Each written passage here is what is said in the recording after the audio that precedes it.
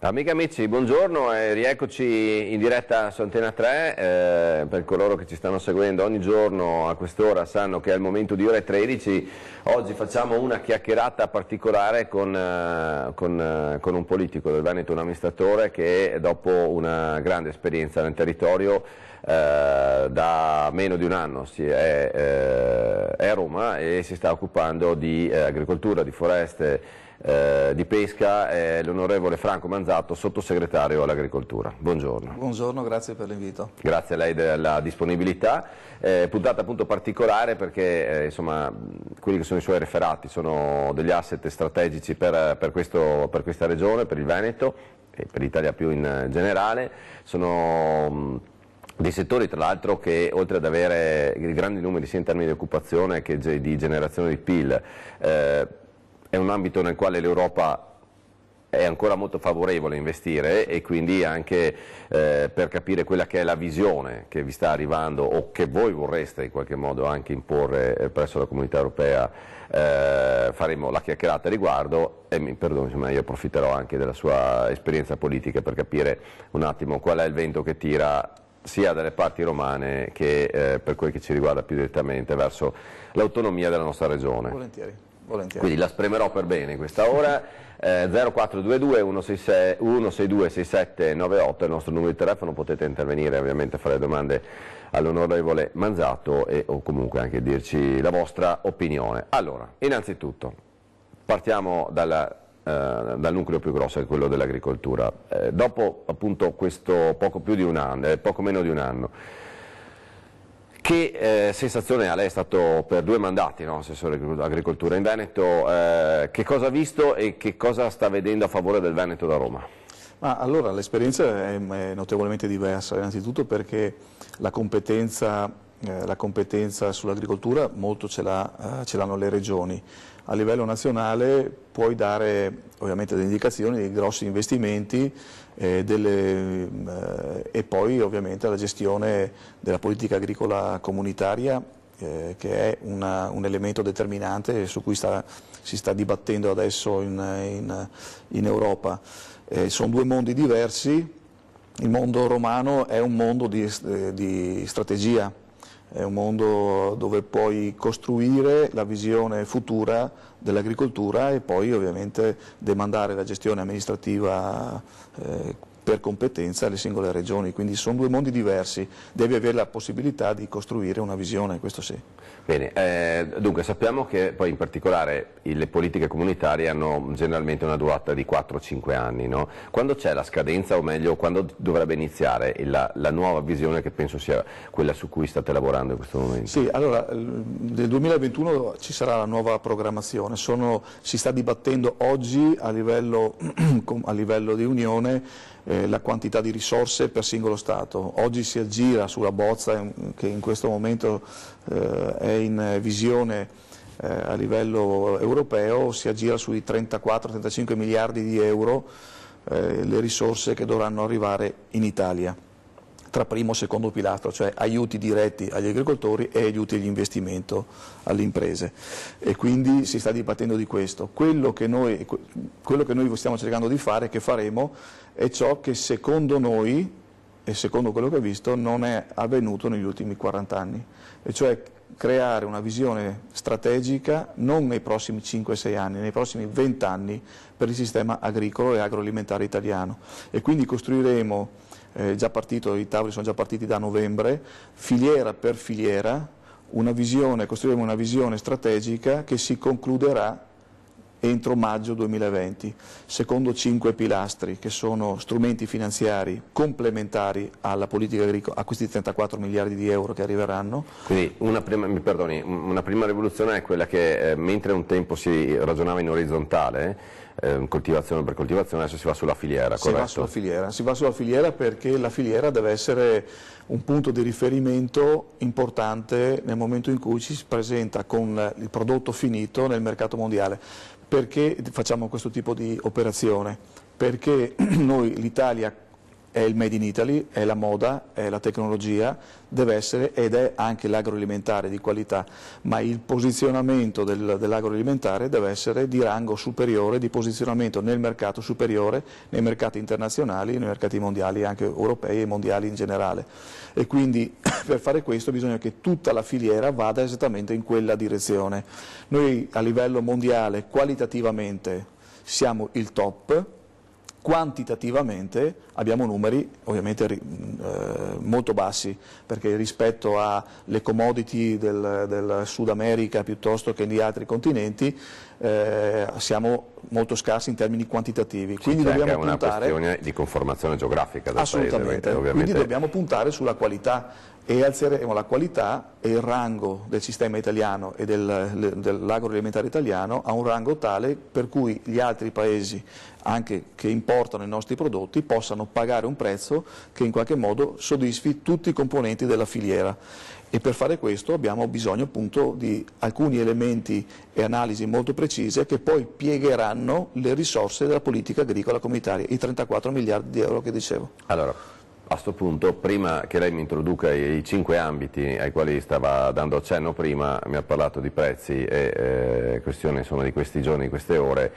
Ci sono grandi proteste per quel che riguarda il mondo della produzione del latte, soprattutto in Sardegna.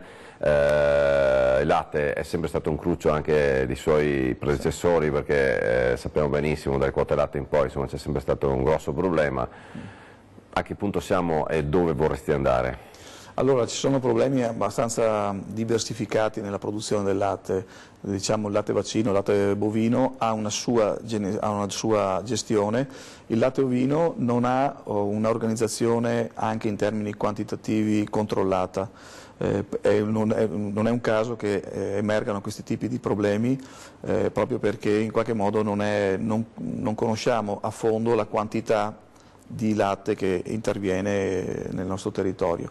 Oggi stiamo andando in controtendenza, quello che è successo perché il prezzo del pecorino romano in generale nel mercato ha avuto un po' di flessione e la parte più debole, che è quella degli allevatori, ovviamente ne subisce più le conseguenze, pagando oggi 54 centesimi a litro. Quindi l'intervento che abbiamo fatto insieme al Ministro Salvini e ovviamente con l'accordo di Centinaio è quello di averli incontrati, cercare di, come dicevo prima, entrare nell'ambito della filiera, far capire che ai grossi industriali che acquisiscono questo latte ovino che non possono, prima di tutto, eventualmente, facciamo delle verifiche, fare cartello per poi acquistare il prodotto a un prezzo risibile che mette in grossa difficoltà gli allevatori, anche perché chi utilizza questo latte e poi fa un prodotto DOP sposa un'idea di certificazione che è un'idea dello Stato. Spieghiamo al volo, il fare cartello da parte delle grandi aziende significa sostanzialmente mettersi d'accordo affinché si tengano bassi i prezzi di un bene, in questo caso appunto quello del latte, può accadere in mille altre situazioni. È una cosa,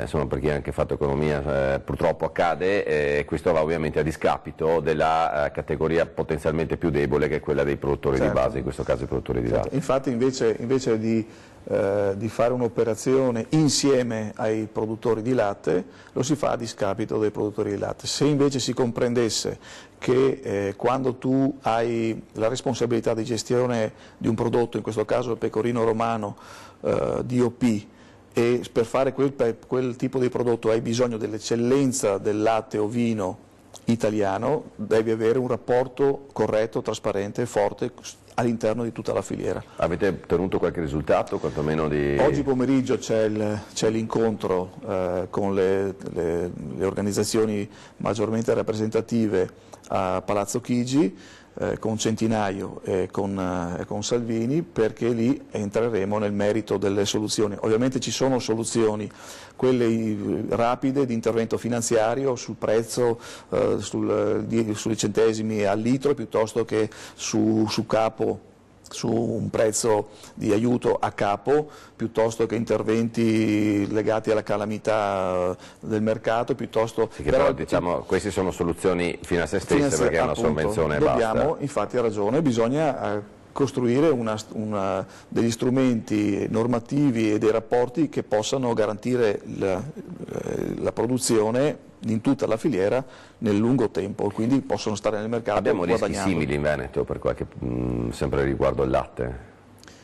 No, noi abbiamo più latte bovino, quindi dentro lì ovviamente ci sono dei problemi che sono legati al mercato, alla capacità di stare nel mercato, ma come dicevo prima anche nella filiera latte interverremo, come dicevo prima, a lunga gittata, aumentando il benessere animale, intervenendo sulla gestione del farmaco e quindi aumentando la qualità del prodotto, e aumentando la qualità del prodotto, che per la maggior parte viene trasformata in formaggio, il prezzo poi del formaggio finale, proprio per la qualità che si è innalzata, dovrà essere maggiore. Quindi stiamo cercando ovviamente di portare il prodotto finale ad un prezzo tale che possa pagare tutta la filiera, e quindi anche eventualmente nelle difficoltà future anche il prezzo del latte.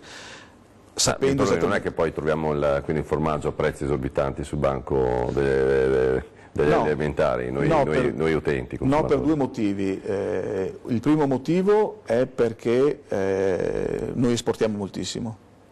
L'esportazione italiana viaggia da un aumento del 4, 5, 6% all'anno, quindi l'esportazione agroalimentare è importantissima. Secondo, perché abbiamo nel mercato interno abbiamo introdotto per le aziende agricole, abbiamo introdotto ultimamente una norma che consente ad ogni azienda agricola, non in modo prevalente rispetto alla propria valutazione alla sua propria produzione economica, di poter vendere nella propria azienda prodotti di altre aziende agricole italiane. Significa una rete oggi di 300.000 aziende che può incrociare i propri prodotti, e quindi il consumatore, mancando un anello nella commercializzazione, può trovare i prodotti delle altre aziende agricole italiane in aziende agricole venete ad un prezzo inferiore. Quindi diciamo, nella sua idea lei ha creato una sorta di distribuzione interna che non vada a usufruire della GDO, e quindi dove il potere sul prezzo non sia in mano alla GDO anche straniera magari, ma... Oggi il consumatore italiano acquista per il 76% nella grande distribuzione. Noi ovviamente garantiamo questo perché è libertà di mercato, ma diamo la possibilità alle aziende agricole di poter commercializzare anche i loro prodotti, perché molte aziende agricole ovviamente non possono intervenire nella grande distribuzione perché la quantità che offrono è insufficiente per stare nel mercato. Allora, prima pausa e poi continuiamo a parlare di agricoltura con il sottosegretario Manzato.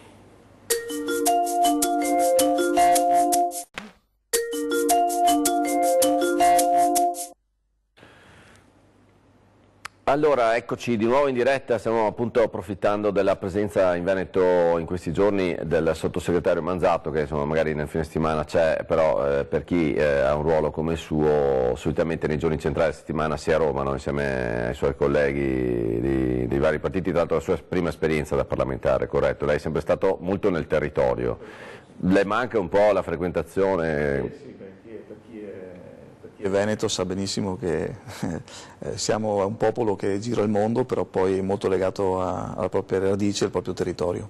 Quindi, bene, allora vedo che c'è qualcuno al telefono, sentiamo chi è. Pronto? Pronto, buongiorno. Buongiorno, chi parla? Ora è da diverso tempo che si sente parlare delle quote latte all'inizio. Adesso io quando vado a fare la spesa, io ho aumentato il formaggio latteria, il formaggio mesano, adesso che il formaggio grana, ma se ai contadini danno sempre pochissimo, perché ho parlato l'altro giorno con una signora e mi ha detto Maria non si alzano, e ha detto sarebbe da chiudere le stalle, ma questo discorso è tanti anni che lo fanno sia l'amministrazione di adesso sia quella di prima. Adesso vediamo che a Sassari buttano via, sì, in Sardegna mandano via tutto il latte così, ma io se vado a prendere il latte pecorino di capra lo pago 20 euro al chilo.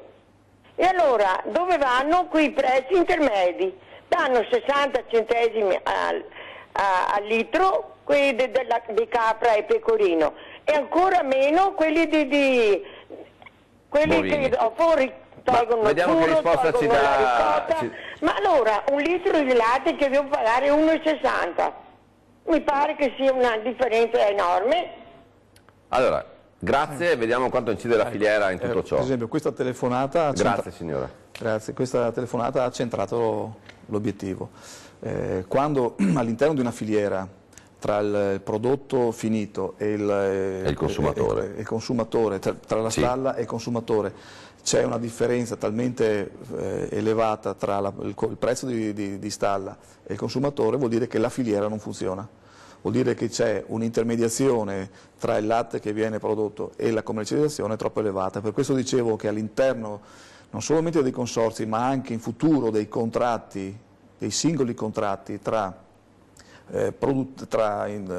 commerciante e allevatore, ci deve essere una corretta e quindi contrattualizzata rapporto economico che possa garantire il prezzo dell'allevatore, del latte dell'allevatore al prezzo. Ma è fattibile questa cosa concretamente? È fattibile perché sarà il futuro.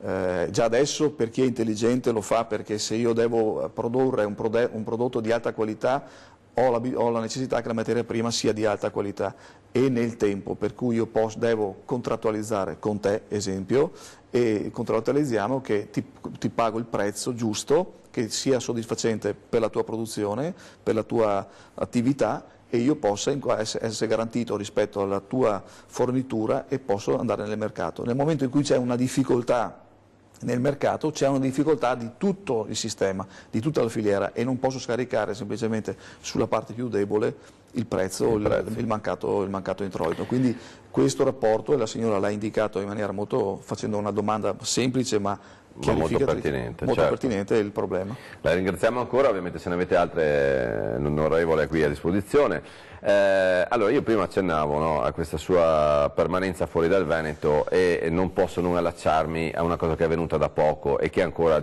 lascia l'amaro in bocca. Ovvero, di fronte a quello che è stato il disastro ambientale di fine ottobre, primi di novembre, tra l'alluvione e soprattutto i disastri in montagna, ancora in tanti ci chiediamo come mai per un qualche giorno era stato ignorato quello che era accaduto, e per cui ricordiamo come sono stati distrutti un sacco di boschi, di terreni montani, tra l'altro lei appunto ha anche le deleghe alle foreste, Cioè, lei che viveva la doppia situazione, ma com'è possibile che solo quando ci siamo incazzati si sono resi conto che cosa era successo? Come può accadere nel 2019, nel 2018, perché era ancora il 2018? Ma sono cose che per chi ovviamente è fuori dalle istituzioni intuisce questo, intuisce la lentezza di intervento. In realtà non è così. In realtà quando si interviene sulle calamità bisogna aspettare che arrivino le informazioni precise sui danni, e quindi passano alcuni giorni per capire quali danni, la quantità, perché poi in base a tutti questi fattori si interviene con il fondo per ripristinare. E non è un caso che a ottobre è successo quello che è successo e già in finanziaria a dicembre abbiamo approvato i primi provvedimenti finanziari. Ricordo 525 milioni di euro solo per il 2019 per gli interventi sui danni avuti da questa calamità, e non sono solamente questi 525 milioni, ma ci sono altri 40 milioni, 50 milioni di euro distribuiti dagli altri ministeri che intervengono sempre su fattori paralleli alla prima calamità. Quindi l'intervento, quando si fanno questi interventi si chiede subito giustamente aiuto, intervento rapido, ma l'intervento rapido è legato anche alla quantificazione dei danni. Ok, poi ci dirà anche come vi siete mossi proprio voi parlamentari veneti in quel momento. Pronto? Pronto, sono Giusy, dottor Palladin, buongiorno, a lei suo ospite. Buongiorno Giusy, buongiorno. Allora, dottor Palladin, siamo qua ancora. L'Europa ci obbliga a mangiare questi prodotti non controllati, anche come ho sentito dire dai produttori sardi, che arrivano botti di latte dalla Romania, da tutte le parti dell'est, che costa meno, e poi mettono sul il marchio sardo, della Sardegna. Ma dove siamo arrivati? Allora, i nostri prodotti, che sono tutti controllati e speriamo bene, vanno all'estero e noi mangiamo quelli non controllati. Ma dove siamo arrivati? Ma allora Giusy, Dove adesso siamo arrivati? Una cosa impressionante. Io non voglio comprare latte dalla Romania. Noi abbiamo qui la Soligo, abbiamo altri latti, però siccome che mi ha detto il presidente della Soligo, ha detto che quando va nei supermercati che loro vogliono magari aumentare di 5-10 centesimi, loro non vogliono, altrimenti cambiano ditta, hanno detto. Allora noi, i nostri, quelli che hanno stalle, chiudono e beviamo tutto latte dall'est. Ma dove siamo? Ma voi, ma scusi onorevole, ma cosa state facendo voi? Mi dispiace dirlo, ma stiamo andando sempre peggio. Voi dovete fare qualcosa, lavorare. Un fiume di parole. Allora, ferma lì, facciamo rispondere Manzato, perché a me parere ci sono degli... una risposta che si diano da fare, no che noi dobbiamo cooperare. Adesso sentiamo se Manzato si dà da fare quando va a Roma. No? Grazie Giusy, grazie. Ringrazio. Sì, il problema importante questo, non è un caso che a livello anche come movimento, non solamente come movimento e non solamente noi, vogliamo modificare abbastanza il sistema europeo nella sua gestione. Allora, per quanto riguarda il discorso dell'introduzione nel mercato ovino del latte rumeno, è vero, questo è un problema che è stato sollevato ed è uno dei problemi sui quali abbiamo discusso pochi giorni fa, perché chi utilizza latte ovino per fare pecorino romano per esempio, DOP, quindi con certificazione, deve utilizzare il latte del territorio. Quindi, ci sono cose che sembrano logiche. Sembrano logiche, quindi i controlli che sono importanti a livello italiano ovviamente saranno raddoppiati in quelle situazioni in cui vengono denunciate operazioni di frode. Detto questo, non è contro la legge, perché la Romania è in Unione Europea e siamo soggetti all'Unione Europea. Il problema grosso, oltre a quello che ho detto del controllo su prodotti DOP, è che molte produzioni extra UE intervengono all'interno dell'Europa perché magari arrivano attraverso il porto, ad esempio, di Rotterdam in Olanda, entra, in quel momento diventa prodotto europeo e interviene nei mercati nazionali, anche in quello italiano. Per cui noi che abbiamo italiani un controllo superiore alla media europea, una certificazione superiore alla media e anche un controllo sanitario superiore alla media, siamo costretti a vedere nei nostri mercati delle produzioni di cui si parla e si dice essere UE, ma non hanno il nostro controllo. Esempio, l'Ucraina e altri paesi che abbiamo incontrato attraverso le loro rappresentanze istituzionali, i ministri, ci chiedono i controlli italiani, ma non solamente la tipologia dei controlli italiani, i nostri controllori. Quindi cosa significa? Significa che sanno benissimo dall'estero come si controlla in Italia, però in Europa ci sono dei canali di intervento di prodotti extra UE che non hanno i nostri controlli. E mi immagino che... Anche nel biologico. E poi arriveremo anche lì. Immagino che comunque gestire una partita, perché poi le cose sembrano sempre semplici ma non sono proprio così, nella partita nella quale la UE ci gira 35 miliardi di euro a sostegno dell'agricoltura, corretto? Sì. Ok, non sono proprio pochini. E quindi da una parte noi riceviamo dei soldi che in qualche modo insomma, le amministrazioni decidono di investire sulle logiche che insomma, fanno parte della strategia. Dall'altro ovviamente nei singoli paesi poi le amministrazioni, in questo caso nazionali, dovrebbero cercare di fare interessi dei propri produttori e delle proprie filiere. Però gestendo questa cosa con chi comunque ti dà 35 miliardi di euro. Sì. Non è solo quello il problema è anche che per esempio noi forniamo, sono stati in passato, diamo delle risorse a delle aziende italiane, magari qualche azienda italiana che delocalizza anche la produzione, un po' come ha detto la Giusy, delocalizza la produzione, magari producendo fuori dall'Italia prodotti che poi vengono a marchio italiano. Stiamo verificando questo, ovviamente nelle regole comunitarie e nelle regole ovviamente dei mercati internazionali, nei trattati, però è evidente che noi cercheremo, e questa è stata l'indicazione subito di questo governo fin dall'inizio, di tutelare quelle aziende che investono in Italia, che rimangono in Italia, che utilizzano anche materia prima italiana, proprio per il discorso che dicevo prima, perché il prodotto italiano ha una caratura diversa rispetto agli altri. Piccola pausa.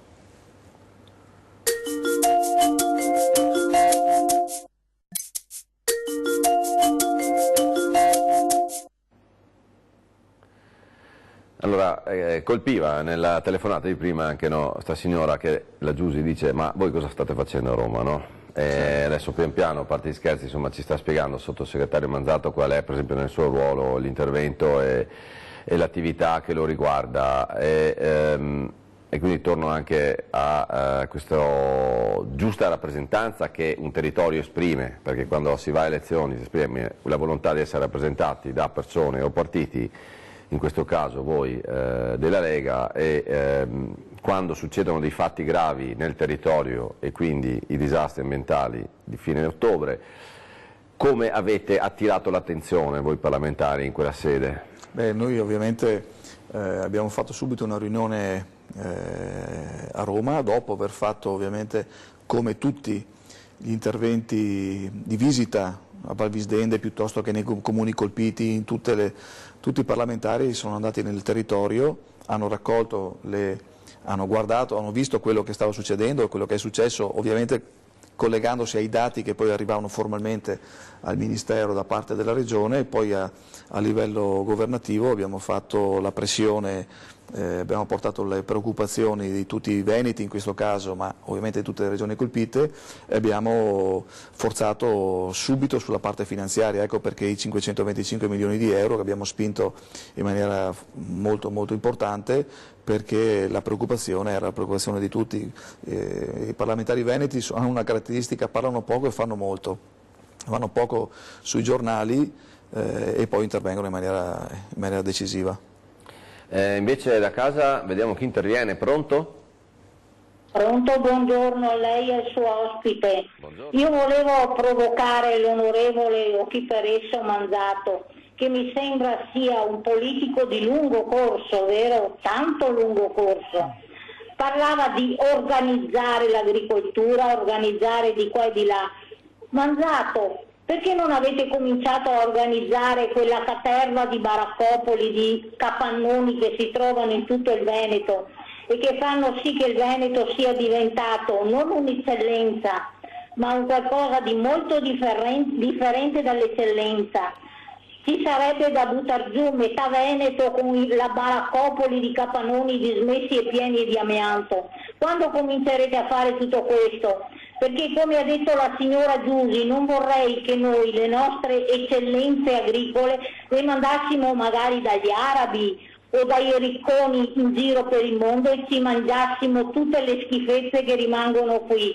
Mi dà una risposta, Manzato, perché lei è di molto lungo corso come onorevole o come politico veneto. Grazie. Sì. Allora, il problema è un problema che ha origine tantissimi anni fa. Il Veneto ha avuto nel dopoguerra il boom economico in maniera importante, e la pianificazione a livello veneto è stata una pianificazione che... non c'è stata. Che? Non c'è stata. Non c'è stata pianificazione, per cui nel dopoguerra ogni comune si è fatto la propria zona industriale.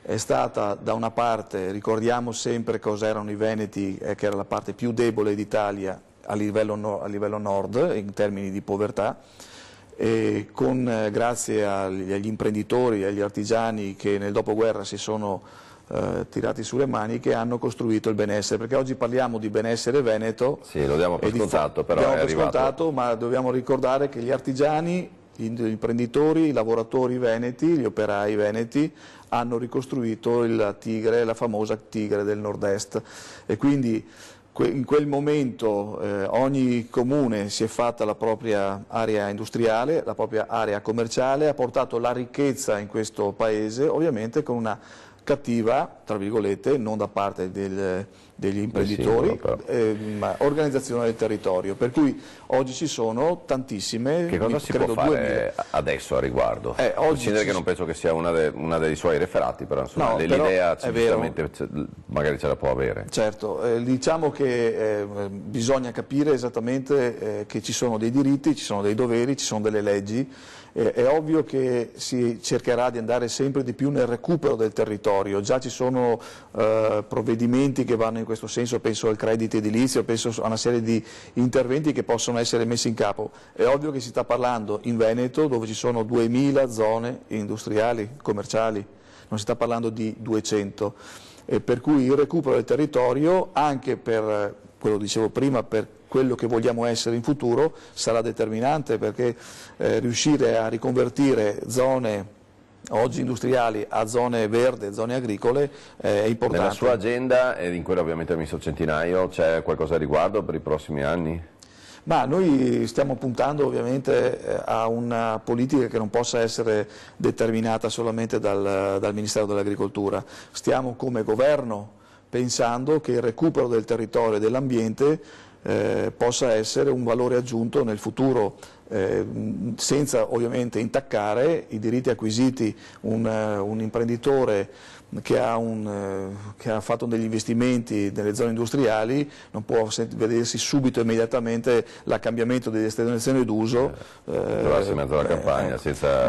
Bisogna, così come nei decenni è stato costruito quello che è stato costruito, nei decenni bisogna ridurre, perché la tecnologia entra nelle aziende e la capacità di essere competitivi lo si ha anche in una dimensione più stretta, anche se oggi si parla di internazionalizzazione delle imprese, si parla di altri modi di fare impresa, però il recupero del territorio, che è un valore importante, non lo si fa dall'oggi al domani e neanche in 10 anni, perché ci sono stati messi 70 anni per costruire quello che è stato costruito e non possiamo pensare e neanche promettere ai cittadini che in 2, 3, 4 anni o nel tempo di una legislatura si possa fare qualcosa che non si è fatto negli ultimi 40 anni, insomma.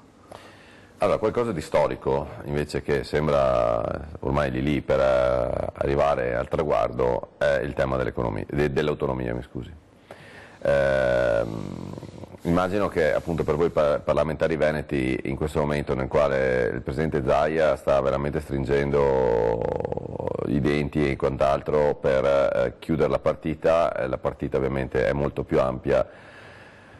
Lei è uno dei temi su cui, c'era la telespettatrice di prima, lei è un politico di lungo corso, insomma, sul quale ragiona e parla da una vita.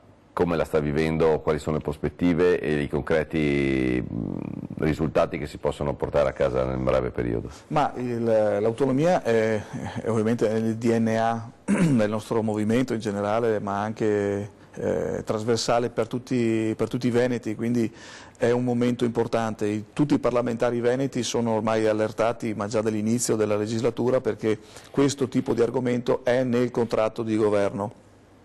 E quindi abbiamo la necessità non solamente di vedere le carte, vedere la bozza, ma abbiamo poi la necessità di dare concretezza a ciò che è contenuto in questa proposta. Noi pensiamo che sia non solo una grande responsabilità, ma anche un diritto dei veneti, perché si sono espressi in maniera importante, e crediamo che questo tipo di proposta, che poi è entrata nel contratto di governo, debba essere rispettata. È ovvio che andiamo a vedere le carte, perché una cosa è proporre la bozza, una cosa è poi la discussione all'interno del governo con la firma tra i governatori che presentano, che vogliono l'autonomia, e il Presidente del Consiglio Conte, quindi ci deve essere l'intesa tra questi due organi e dopo l'intesa va in Parlamento e il Parlamento ratifica. Quindi cosa significa? Significa che dobbiamo tenere presente che il voto finale è un voto parlamentare e quindi dico a tutti, calmi, sangue freddo, perché ci devono essere i contenuti e poi approvati in Parlamento, e quindi i rapporti in maggioranza devono essere tranquilli, saldi, sapendo che la coesione nazionale non viene messa in discussione. Su un'operazione del genere che quorum c'è da parte del Parlamento? La maggioranza... Maggioranza assoluta, Okay. perché è l'applicazione del 116, cioè si sta all'interno del dettato costituzionale. Ok, quindi se l'alleanza tiene non dovrebbero esserci problemi. Ma credo che siano i numeri siano molto superiori, perché la volontà autonomistica mi pare che sia ormai trasversale non solamente in Veneto ma anche in altre regioni, Lombardia, Emilia Romagna. L'importante è sapere esattamente che per fare questo, se è importante per i veneti così come è importante, tenere presente che una maggioranza oggi governativa è determinante. Pronto? Dario di Trento, buongiorno. Buongiorno Claudio, prego. Ecco, io stavo cercando di seguire la risposta dell'onorevole alla Giusi, alla domanda della Giusi. E Quindi... devo dire che non ci ho capito tanto. Ho capito qualcosa dell'Europa, c'entra l'Europa, c'entra il porto di Amsterdam, ma magari sarebbe il caso, se c'entra così tanto l'Europa, ogni tanto di andarci in Europa quando ci sono le riunioni. Vede, è molto difficile capire una logica del genere, capire una logica come mai in Italia i prodotti agricoli dell'Italia hanno un così vasto mercato all'estero, sono così richiesti all'estero, e l'agricoltura italiana è così in queste condizioni, da buttare via il latte. È difficile capire come mai un'agricoltura, una produzione agricola come quella italiana sia portata all'estero e poi i politici ci vengano a dire ma guardate che non ne abbiamo abbastanza per l'Italia, bisogna importare per il consumo interno. Cioè, qui c'è qualcosa che non quadra, e questo qualcosa che non quadra, che con la logica c'entra poco, si traduce nella situazione attuale. Si traduce perché? Proprio per questo, perché apre il campo a tutta una serie di maneggiamenti, di manovre più o meno losche che la realtà sta testimoniando. Allora, questa situazione. una cosa... Imprese agricole in ginocchio. Un attimo, fermi là. Allora, una cosa alla volta. Ricordatevi così, noi siamo dentro un mercato, tutti. Io, Manzato, lei che ha appena chiamato da casa, siamo tutti dentro il mercato, quindi il mercato innanzitutto comanda. Sì. Ed è una prima logica che secondo me bisogna assolutamente tenere in considerazione. E il fatto che si esporta, mi perdoni, mi faccia parlare anche me un attimo. Allora, il fatto che si esporti adesso non deve diventare un problema per il Paese, anzi dobbiamo tutti pregare perché l'export continui a funzionare, perché sennò domani mattina se l'export non funziona sono problemi seri. Poi è anche vero che il comportamento dei consumatori nel punto vendita è soggettivo, per cui sono io che posso decidere se comprare prodotti, perché se vado in un punto vendita e non sono i prodotti italiani che voglio io, faccio a meno di andarci e vado da un'altra parte. Prima, mia premessa, adesso lei si arrangi a rispondere alle sue domande. No, non so perché non abbia capito, però capisco ovviamente che quando si parla di livello europeo, a livello italiano, non è facile perché siamo dentro dei trattati, siamo dentro dei rapporti nazionali regolamentati. Sì, diciamo che è un problema dell'Europa, comunque non farsi capire. Allora, una cosa sicuramente ha ragione l'interlocutore. Il primo è che spesso l'Italia era assente nelle trattative, e questo è verissimo. Secondo, una realtà che io ho affrontato personalmente a livello europeo è che la nostra rappresentanza, per esempio a livello di commissione, ma comunque a livello europeo, è di 110 più o meno, 110-120 persone, la Germania ne ha 250, e quindi la difesa a livello europeo attraverso la nostra rappresentanza è più forte quella per esempio tedesca, perché investe di più, ed è quello che vogliamo fare, raddoppiare le nostre presenze a livello europeo proprio per garantire i nostri prodotti. L'esportazione è determinante, però bisogna tenere presente una cosa: non possiamo sempre pensare che il mercato sia dettato dalla politica. La politica non determina il mercato. Il mercato è fatto tra domanda e offerta nell'impresa, e quindi quando c'è l'esportazione significa che il mondo richiede l'esportazione, il prodotto agroalimentare. Cosa può fare la politica? Regolamentare. Esempio, nel momento in cui il latte ovino viene importato dalla Romania, esempio, per fare il caprino romano. Questa cosa è non corretta, non legale, e quindi ci sono gli organi per poter perseguire azioni di questo tipo. Perché? Perché un prodotto caprino DOP con certificazione europea esige un consumo di latte del territorio, quindi se viene dalla Romania non è un prodotto DOP. Quindi il consumatore deve essere tutelato e la politica interviene su questo, ma non sul mercato. Non sul mercato, perché se interviene la politica sul mercato sono sempre guai. E invece qui interviene la regia e noi le diamo la linea.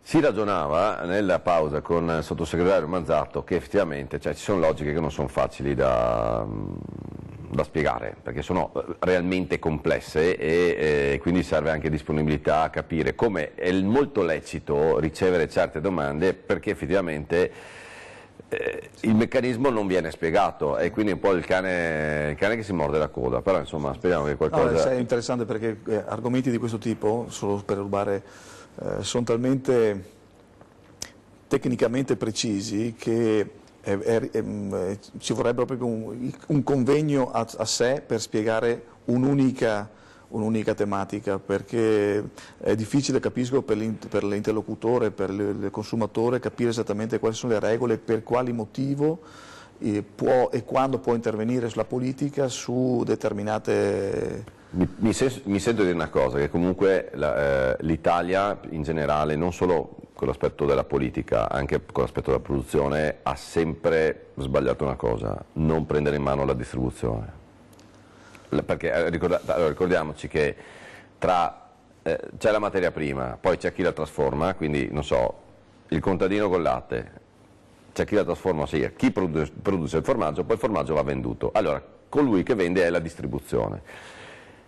Dove c'è un sistema paese forte che mette insieme la filiera con la politica, si arriva ad avere un'ottima distribuzione e quindi non ti arrivano anche altre distribuzione organizzata da altri paesi che magari ha interesse a imporre i propri prodotti. Qua forse c'è stata una grande carenza. Sì, diciamo che la grande distribuzione, noi abbiamo dei bravissimi operatori commerciali in Italia della grande distribuzione. Il problema fondamentale è che non abbiamo una grande distribuzione che sia in grado di andare all'estero, mentre per esempio i francesi hanno investito moltissimo e sostenuto questi imprenditori, per cui noi anche nei paesi europei e nei paesi del mondo e anche in Italia ci troviamo una grande distribuzione che è proveniente dalla Francia. Allora, ho 4 minuti, anzi lei ha 4 minuti, adesso le faccio una domanda al minuto proprio a raffica. La prima, sta benente autonomia.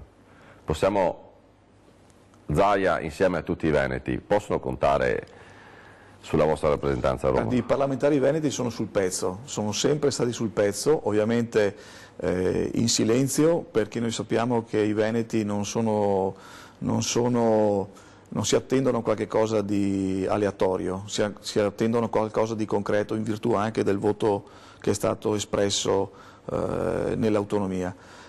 Quindi noi stiamo sul pezzo e guardiamo il merito delle cose. Le faccio una domanda bastarda. Se domani mattina fosse chiaro che il Movimento 5 Stelle non sostiene l'autonomia, lei è pronto a tornare a Treviso? È un argomento all'interno del contratto. Se non viene rispettato il contratto, finisce il governo. Allora, e questa è una partita e ce la siamo, tra virgolette, tolta. Quindi in bocca al lupo, mi raccomando, perché tutti quanti i veneti contano Sappiamo su molto una bene. Posizione estremamente ferma da questo punto di vista.